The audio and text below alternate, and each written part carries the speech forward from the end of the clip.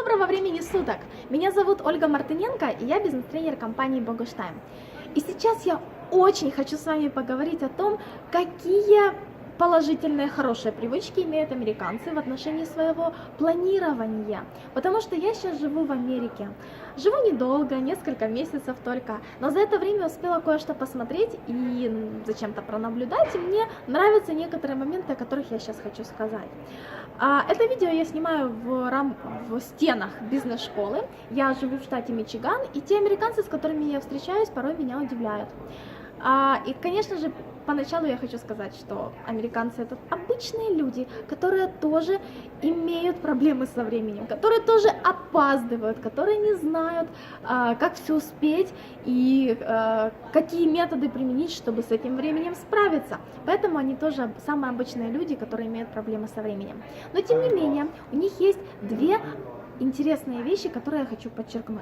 И первое, о чем хочу сказать, это то, что американцы планируют согласно расписанию. Что это значит? Каждый раз, когда я пытаюсь с кем-то договориться и договариваюсь о встрече, это сопровождается очень интересным движением. Девушки берут сумочку, мужчины тянут руку в карман и достают оттуда планировщик, маленький или большой, телефон, в общем, что-то, где у них есть расписание, где они могут с чем-то свериться, и когда они это открывают, смотрят и говорят: а я тогда не могу, или наоборот, я могу тогда, тогда-то, и меня это восхищает, потому что это практически каждый раз. Но в Украине, когда ты пытаешься с кем-то договориться, мы начинаем копаться в своей голове, да, мы начинаем вспоминать, что мы где там как-то прикидывали, планировали, можем мы или не можем. Но голова нас не всегда спасает, да, мы о чем-то можем забыть. И поэтому, когда американец открывает свой календарь и говорит: а давай на следующей неделе, я так: ох, я планировала, может быть, завтра или послезавтра, ну это как к примеру, да. То есть неделя — это не раньше, как-то так получалось. Поэтому это очень классно. И второе, что хочу сказать, американцы планируют события своей жизни далеко на 10 лет вперед. И они знают, кем они будут, где они будут, что они будут иметь, и делают для этого что-то уже сейчас. И когда меня в сентябре спрашивают о том, что вы будете делать в декабре на Рождество, меня этот вопрос удивлял, потому что перед Рождеством же есть еще Хэллоуин, есть еще День Благодарения. Почему они об этом не спрашивают?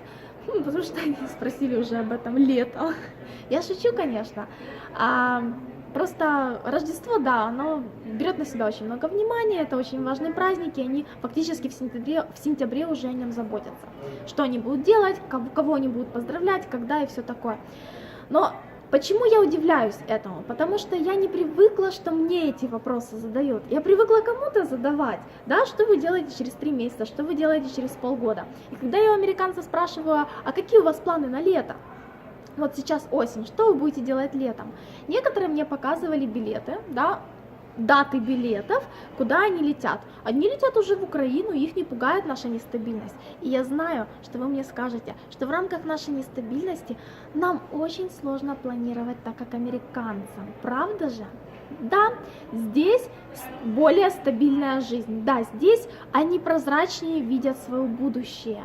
Но, когда я спрашиваю: а что вы будете делать, если что-то изменится? Корректировать планы. Мы корректируем планы каждый день.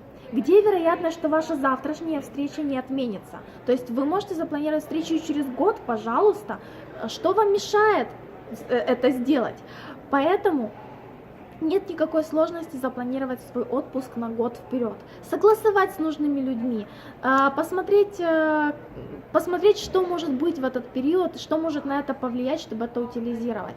Поэтому это все возможно, когда ты планируешь свое событие наперед, когда ты закрепляешь это во времени, а еще и покупаешь какие-то билеты. Мы боимся покупать билеты, потому что что-то изменится. А что нужно сделать для того, чтобы это не изменилось? Вот так нужно подходить к вопросу.